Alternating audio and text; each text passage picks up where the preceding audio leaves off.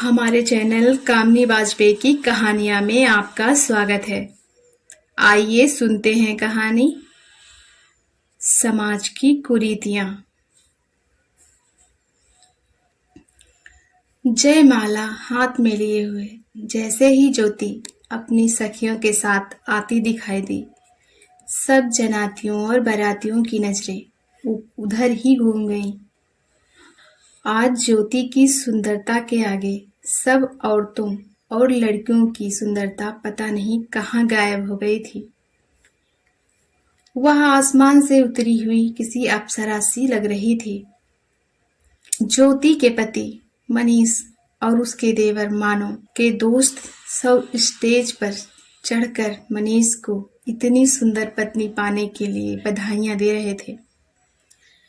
ज्योति की सुंदरता की इतनी तारीफें सुनकर मनीष का दिल भी खुशी से बाग बाग हुआ जा रहा था। मानो भी बहुत खुश था इतनी सुंदर भाभी पाके। सारी रीति रिवाजों संग ज्योति और मनीष का विवाह संपन्न हुआ और वह शादी कर ससुराल आ गई। उसके पति 2 भाई हैं और बहन एक भी नहीं। उसकी सास प्यार से उसे गले लगाते हुए अक्सर ये कहती, ज्योति ने इस घर में आकर उनकी बेटी की कमी भी पूरी कर दी है। उसकी सास उसका बहुत ख्याल रखती थी। उसे किसी बात की कोई परेशानी नहीं थी। मनीष शहर में नौकरी करता था। शादी के करीब 1 हफ्ते बाद उसकी छुट्टियां खत्म हो गई तो वह वापस जाने की तैयारी करने लगा। यह जानकर कि मनीष कल चला जाएगा, ज्योति उदास हो गई। ज्योति अपनी बड़ी बड़ी आंखों में आंसू भरकर बोली, कल आप चले जाओगे तो मुझे आपकी बहुत याद आएगी। मेरा बिल्कुल जी नहीं करता कि आप अभी इतनी जल्दी जाएं।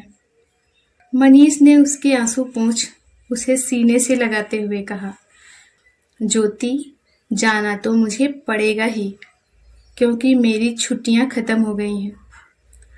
उसने एक ठंडी सी आह भरी और फिर बेबसी से बोला, मन तो मेरा भी नहीं करता कि मैं तुम्हें इतनी जल्दी छोड़कर जाऊं, पर क्या करूं, मजबूरी है, जाना तो पड़ेगा ही।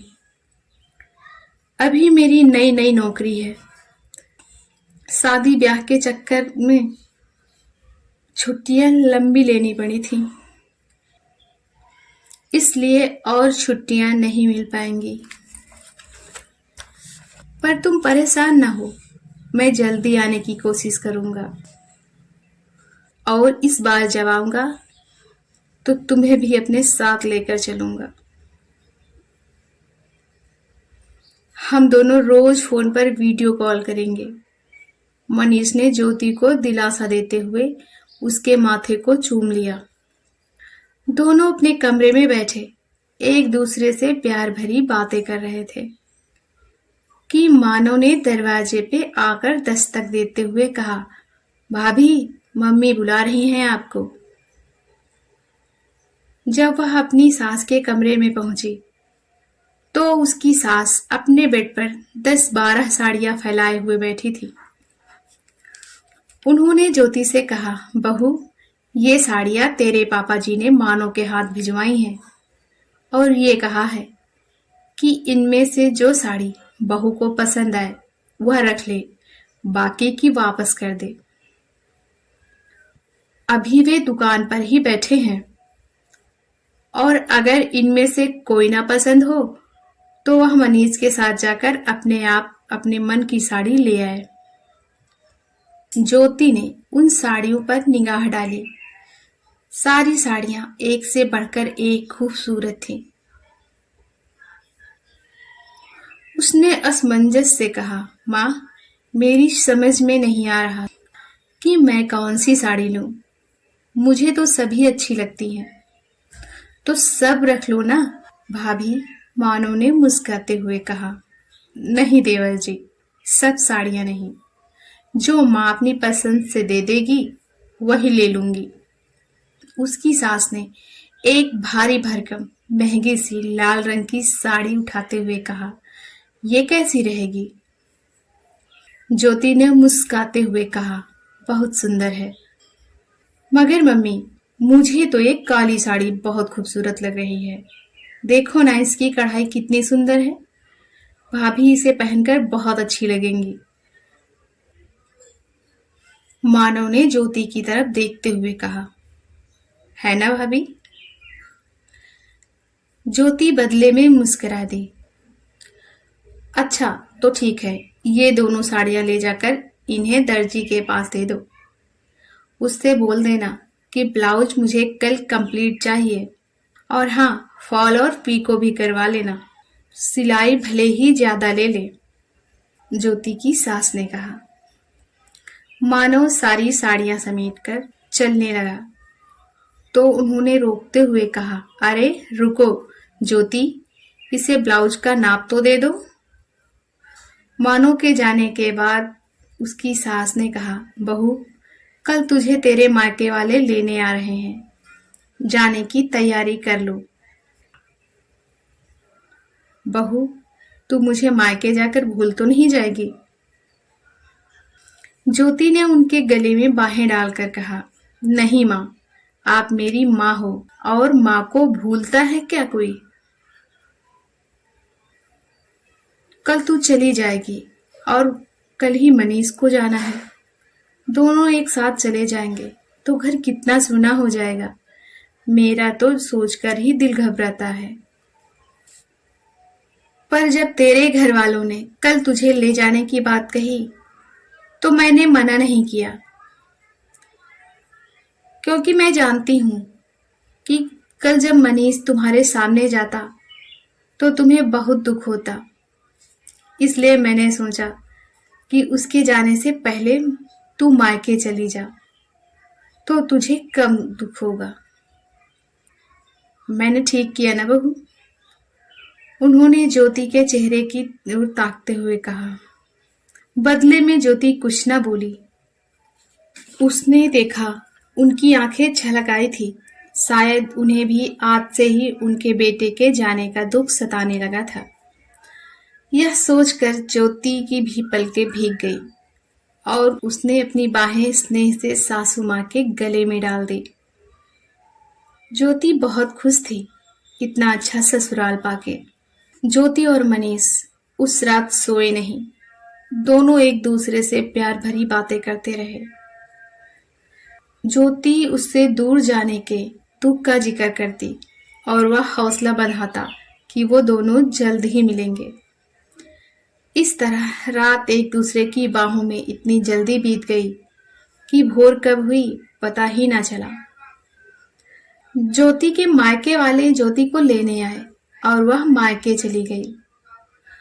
उसी शाम मनीष भी जाने को तैयार हुआ तो उसकी माँ की आंखें छलक आईं। मानव उसे छोड़ने के लिए रेलवे स्टेशन तक गया था। जाते वक्त जब उसने झुककर मनीष के पांव छुए तो उसने उसे गले से लगाते हुए कहा, मानव, अपनी भाभी का ख्याल रखना।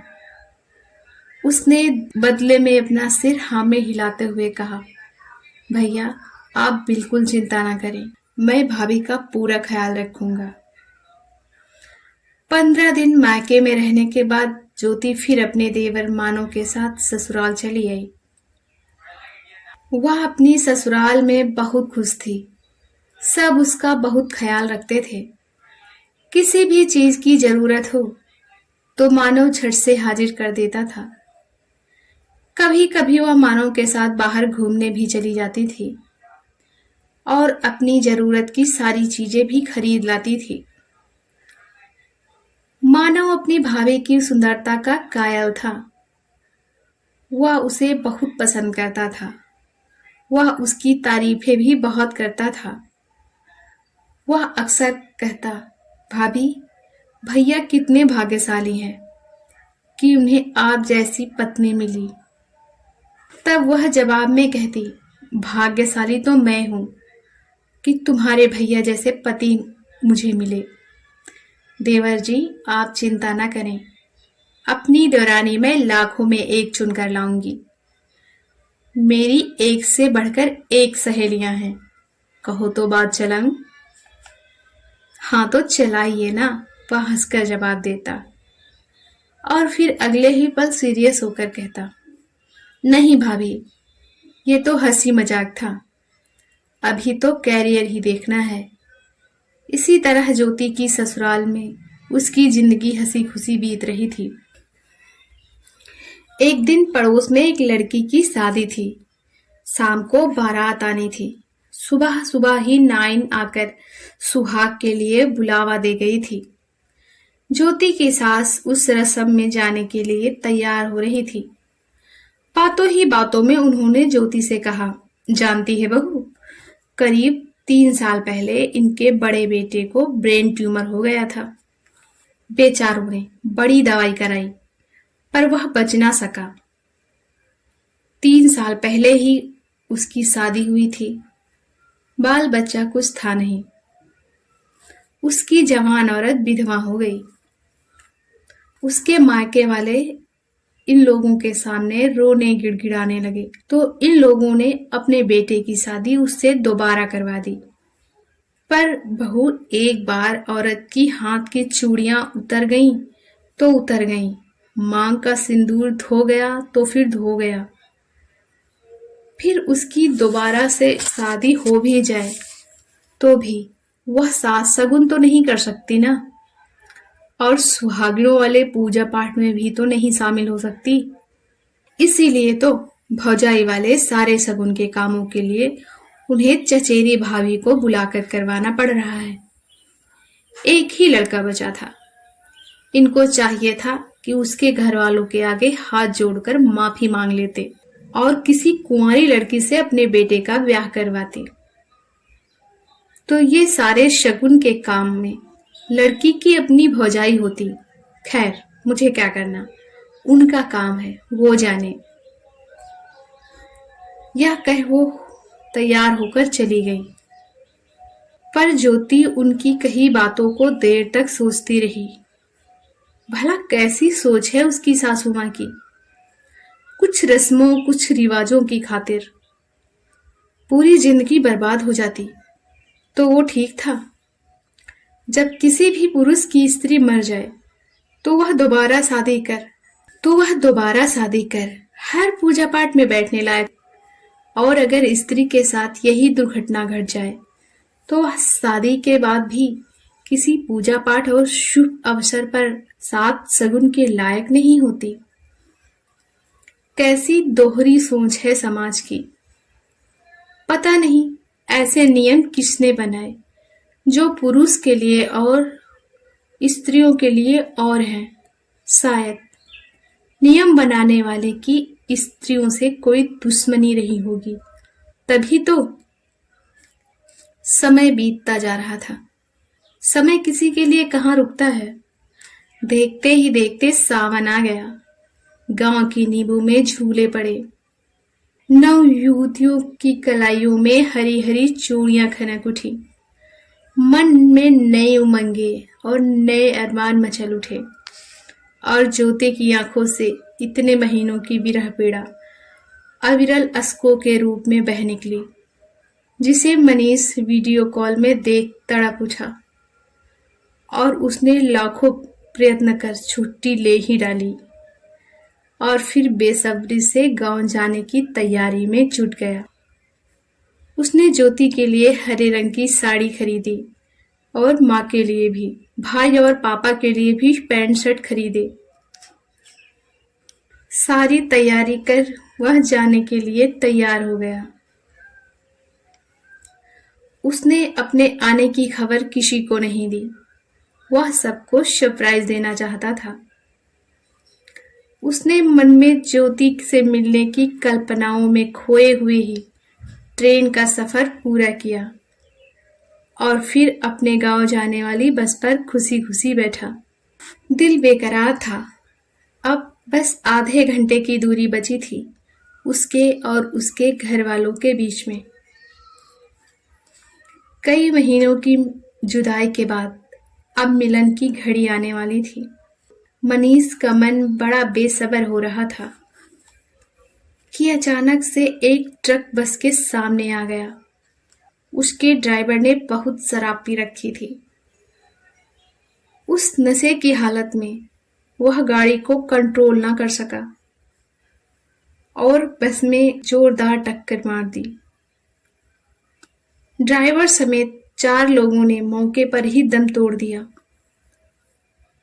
और जो 4 लोग गंभीर रूप से घायल थे, उन्हीं घायलों में से एक मनीष भी था। लोगों ने जल्दी से घायलों को ले जाकर अस्पताल पहुंचाया। मनीष के फोन पर जब ज्योति ने कॉल किया तो फोन अनजान व्यक्ति ने उठाया। ज्योति ने जब उससे कहा कि ये नंबर तो उसके पति मनीष का है, उसके पास कैसे, तो उसने पूरी घटना बताते हुए कहा, मैं पुलिस इंस्पेक्टर हूं, आप फौरन हॉस्पिटल में आ जाइए। ज्योति यह सुन रोने लगी और फोन मानव को जाकर पकड़ा दिया। सब लोग अस्पताल पहुंचे तो पता चला मनीष आईसीयू में है। उसके सिर और सीने में गंभीर चोटें आई हैं। मनीष ने बुझती हुई आंखों से सबको निहारा और फिर उसकी निगाहें मानव पर जाकर टिक गई,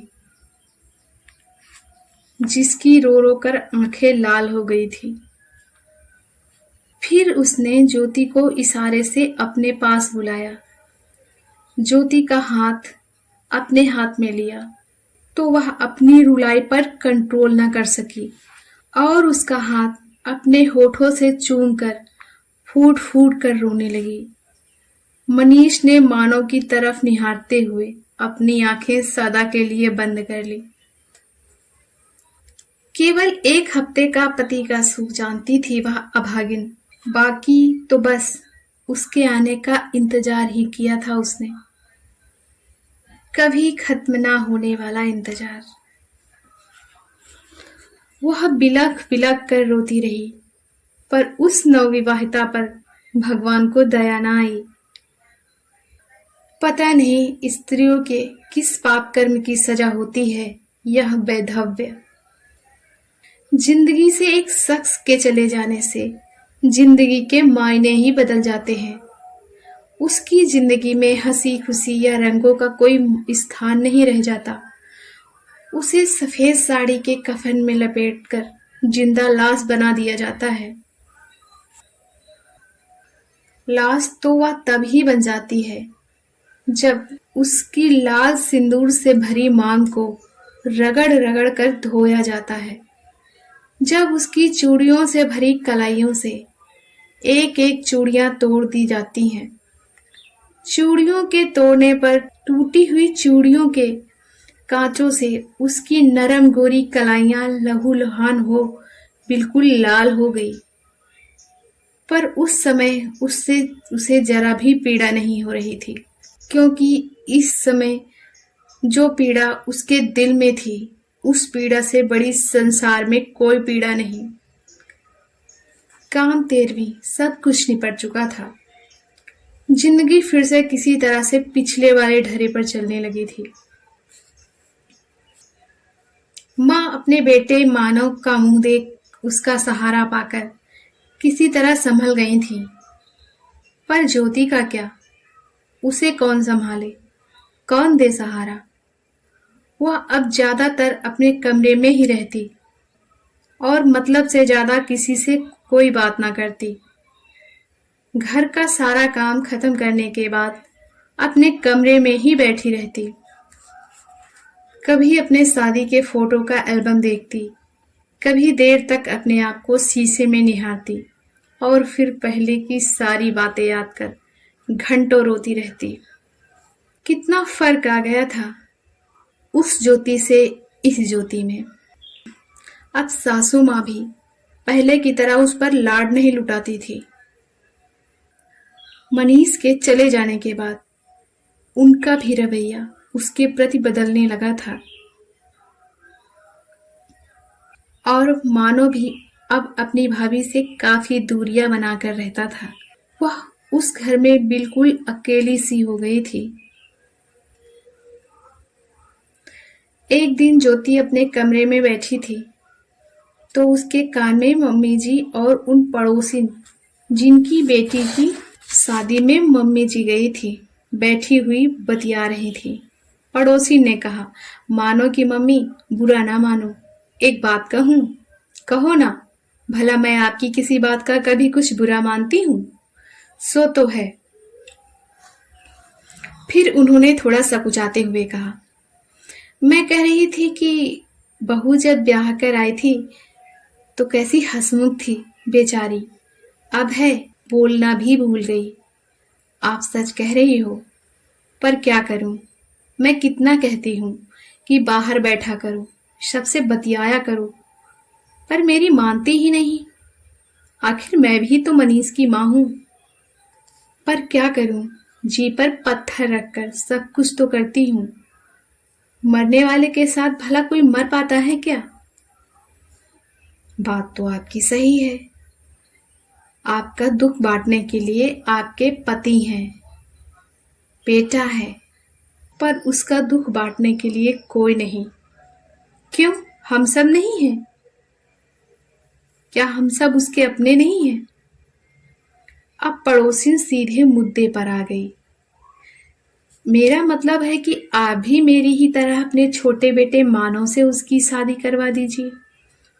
आखिर तो उसे दूसरी शादी करनी ही होगी। वह इतना जीवन अकेले कैसे काट पाएगी? यह सुन ज्योति की सास का पारा सातवें आसमान पर चढ़ गया और वह गुस्से में बोली, जो मूर्खता आपने की है वो हमें ना सिखाओ। अपनी सलाह अपने पास रखो। अगर ज्योति को इस घर में रहना है तो वह मनीष की विधवा बनकर रहेगी, मानव की ब्याहता बनकर नहीं। अगर उसकी दूसरी शादी करने की इच्छा है तो वह बेशक ये घर छोड़कर मायके जा सकती है। मुझसे बार बार ज्योति के घरवाले भी यही कह रहे हैं कि मानव से मैं उसकी शादी करवा दूं, पर मैं नहीं करूंगी, किसी भी कीमत पर नहीं। पर मैंने उन्हें अभी तक साफ जवाब नहीं दिया है, क्योंकि अब मुझसे घर का काम नहीं होता और मैं उन्हें साफ इनकार कर दूंगी तो वह आकर ज्योति को लिवा ले जाएंगे। मानो का कहीं से अच्छा रिश्ता आ जाए तो मैं उसकी शादी कर दूंगी और तब ज्योति का जो मन चाहे करेगी, चाहे तो यहाँ जिंदगी बिताए, चाहे मायके जाए। वह गुस्से में जाने क्या क्या बोल गई। पड़ोसिन का मूड भी अब खराब हो चुका था। उसने भी अब जहर उगलना शुरू कर दिया। मेरी ही गलती थी जो मैंने आपको भली औरत समझा। तुम तो उस दुखियारी से अपना मतलब गांठ रही हो। एक औरत होकर औरत का दर्द नहीं समझती। खुद तो बेटी जाई नहीं, नहीं तो समझती कि इसकी मां पर क्या बीतती होगी। यह कह वह भनभनाती हुई निकल गई। ये सारी बहस ज्योति अपने कमरे में बैठी सुन रही थी। उसे अपनी सास से नफरत सी होने लगी थी। वह उसे इस घर में इसलिए रखे हुए है ताकि मैं उनके घर का काम करती रहूं जब तक कि मानव की शादी ना हो जाए। और उसके घर वालों को भी झूठा झांसा दे रही हैं। उसने उस औरत को मन से धन्यवाद दिया जिसकी वजह से आज वह अपनी सास के मन की बात जान पाई। उसने अपने मन में एक दृढ़ निश्चय किया कि अब इस घर में एक भी दिन और नहीं रहेगी। वह पढ़ी लिखी है, अपने पैरों पर खड़ी होकर अपनी जिंदगी पूरे आत्मविश्वास से जी सकती है। वह तो मनीष के प्रति उसका प्रेम था जो वह उसका घर नहीं छोड़ना चाहती थी। यह सब सोच उसने अपने पापा को फोन मिला सारी बात बताई। पापा ने कहा, बेटी पैकिंग कर ले, मैं तुझे लेने आ रहा हूँ। हमारी पूरी कहानी सुनने के लिए आपका बहुत बहुत धन्यवाद। हमारी कहानी आपको कैसी लगी प्लीज़ कमेंट करके ज़रूर बताएं। अगर आप हमारे चैनल पर नए हैं तो प्लीज़ लाइक, सब्सक्राइब और शेयर करें।